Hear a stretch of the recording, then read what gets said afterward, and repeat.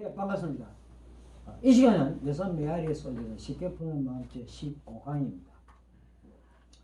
나중에 팩트, 사실을 어떻게 체크할 것인가 한번 생각해 봅시다. 요즘 팩트 체크 유행하지요. 바로 그 팩트의 문제입니다. 지난 시간에는 네 가지 마음,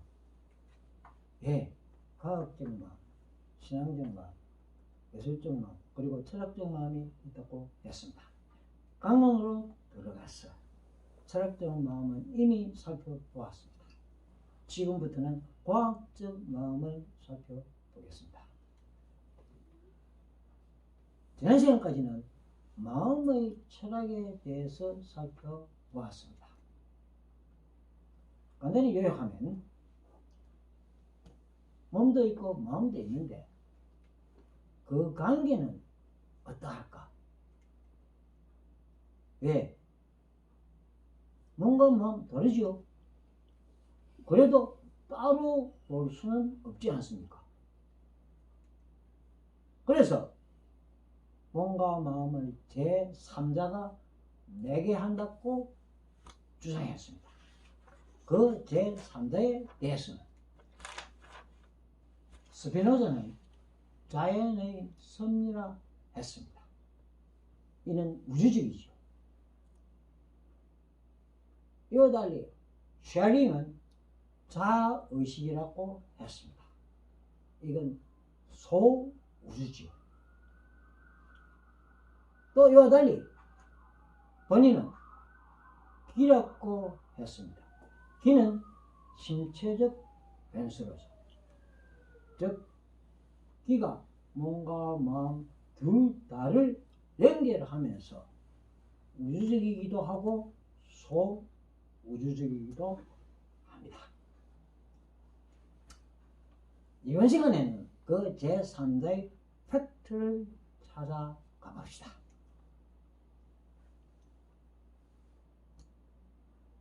바로 팩트로 증거로 구축한 것이 과학입니다. 그래서 먼저 과학이란 무엇일까 살펴보고 다음에 마음의 과학을 살펴보겠습니다. 과학에서는 사실에 안 맞으면 어떤 이론이라도 기각합니다. 버립니다.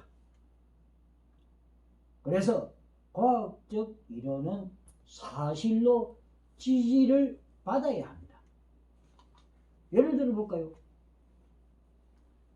기우제를 지내면 비가 온다. 맞습니까? 웃기지요? 네. 맞습니다.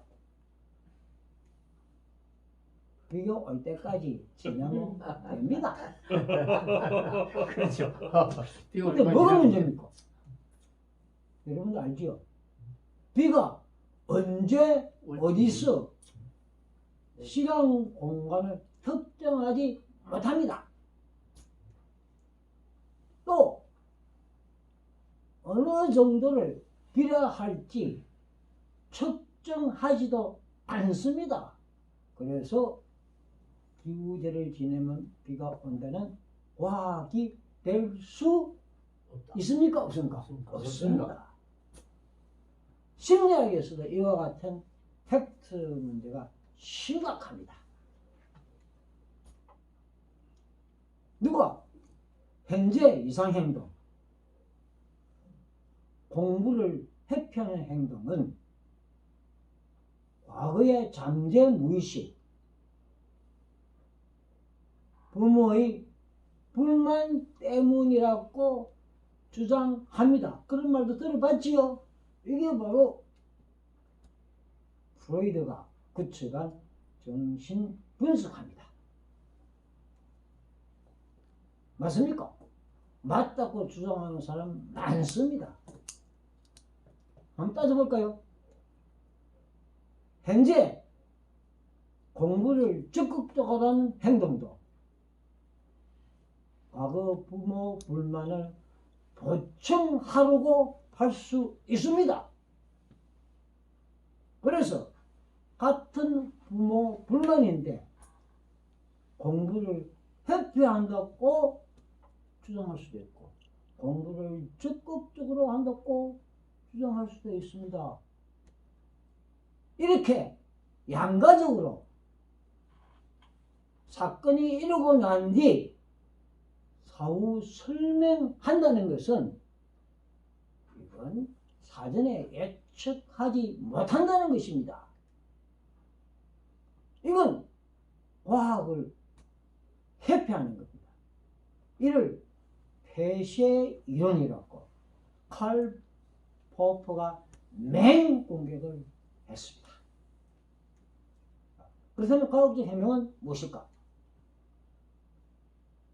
공부를 적극적으로 하는 것이나 공부를 회피하는 것은 공부에 대한 습관이라는 겁니다. 공부를 적극적으로 하면 성취라는 보상이 아니고 공부를 회피하면서 놀면은 재미라는 보상이 따릅니다. 어느 보상을 갖느냐에 따라서 공부를 적극적으로 하는 습관, 공부를 회피하는 습관이 붙게 되어 있습니다. 이건 스키너가 구축한 조건 행성의 원칙입니다. 지도 거기에 걸려들고 원숭이도 하물며 사람도 그렇습니다. 그래서 과학이란 사실인가를 따지는 겁니다. 카드라 가지고는 안 됩니다. 요즘 카드라가 상당히 유행하지요. 그래서 사실을 확인해서 그를 바탕하여 이론을 구축하고 그에 따라 예측하는 것이 과학입니다. 예를 들어 볼까요? 그의 그림. 어떤 여인이 드늦게 막 들어서 안쓰럽고 하는지, 안 그러면은 이미 남녀가 다투어서 일어서고 하는지, 이게 동석이냐 이석이냐의 사실에 따라 두 사람이 사랑할 것인가 이별할 것인가라는 이론을 세울 수 있고 그 이론에 따라 앞으로 두 사람은 결혼할까 말까 예측할 수 있습니다. 자, 그렇다면 여기에 동석인가 이석인가 그 그림으로서는 상당히 애매하지요. 그래서 그 그림을 보는 그 방법론이 좀 부실하면 사실이 달라질 수가 있습니다. 그래서 방법론을 안경이라고 합니다. 그렇다면 그 안경의 색깔이 있기 때문에 항상 과학은 회의를 해봐야 됩니다. 데카르트는 합리적인 회의를 했고 휴먼은 경험적인 회의를 했다고 합니다. 조금 전에 기후제 비가 올 때까지 지난다. 뭐가 문제입니까? 그건 현재 여기가 아닙니다. 그래서 과학이 아니지요. 조금 전에 무의식 꿈을 증거로 삼는답니다. 꿈은 현실이 아닙니다. 그래서 과학이 아니지요. 행동 습관은 관찰할 수 있습니다. 예측하고 실용적 가치를 갖고 있습니다. 그게 그림은 스키너가 고안한 상자인데 집을 굶겨서 지장이 넣어내면 지가 배고파서 이리저리 돌아다니다가 어쩌다가 지렛대를 누릅니다. 그러면은 먹이가 떨어집니다. 어째서 먹이가 떨어진지 모르고 우선 먹이를 먹습니다. 그러한 계기를 반복하다 보면 나중에 지가 먹이 먹고 싶으면 지를 뜻을 눌러서 먹이를 먹습니다. 자, 모든 과정을 관찰할 수 있죠. 그리고 지가 지렛대를 누르게 된다는 법칙이 있죠. 그 법칙을 갖고 다음 행동을 예측할 수 있고 실제 응용할 수도 있습니다. 그게 과학입니다. 지금까지 내용을 정리하자면 과학은 이론을 사실로 검증하는 것입니다. 그거는 예측하기 위해서 실용에 쓰기 위해서 검증을 회피하는 이론은 과학이 아닙니다. 그리고 그 이론은 발전하지 않습니다. 여러분들은 심리학에서 그런 이론이 많습니다. 그건 개인적인 그냥 신념에 불과합니다. 그런데 검증에도 문제가 있습니다. 방법이 부실하면 안 됩니다. 그래서 과학은 회의다. 신앙은 믿는다. 이 점에서 과학과 신앙은 그 위계가 다릅니다. 이런 내용을 일상에 옮겨볼까요? 말도 안 돼. 말 되네. 역설의 심리학 제15화입니다. 재난의 안경. 우리가 이런 말 쓰지요? 네. 문제입니까? 당연합니까? 문제입니다. 당연한 건 없습니까? 있습니다. 눈이 삐졌나?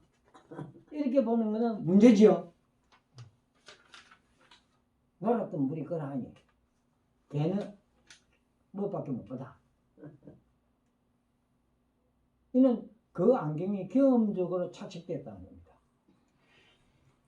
눈은 바르다. 이건 당연하다는 겁니다. 내 장치가 그러하다는 겁니다. 거기 그 생명검사 숫자가 뭡니까? 6을 못 보는 사람은 망막에 색을 감지하는 세포에 문제가 있다든지, 그다음에 설상체에 녹색과 적색을 대비시키는 세포가 균형을 잃었다든지 그런 문제가 있습니다. 그래서 그 안경은 선험적으로 착색되어 있습니다.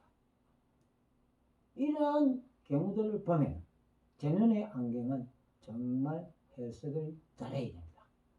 그냥 덮어놓고 문제다, 당연하다 이렇게 주장할 수가 없습니다. 그렇게 되면 그게 문제입니다. 예, 문제로다.